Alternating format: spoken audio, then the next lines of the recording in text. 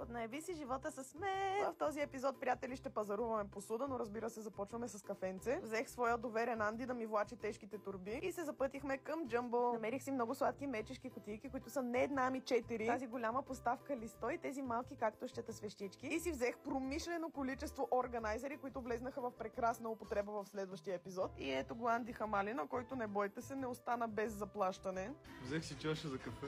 Да, и също Анди Хамалина не остана без мнение. Бабешки купички.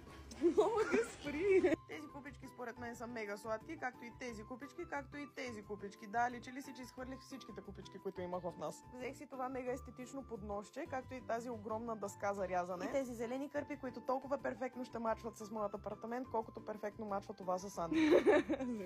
На всички ви е ясно колко съм обсебена с кафе и с свещи, така че не устоях на тези двете. А с това съндъче съм толкова обсебена и дори не знам какво да сложа в него. Следно този сет с инсенс. Последвайте за част 3, където ще наредя абсолютно всичко в кухнята и ще прогресираме грандиозно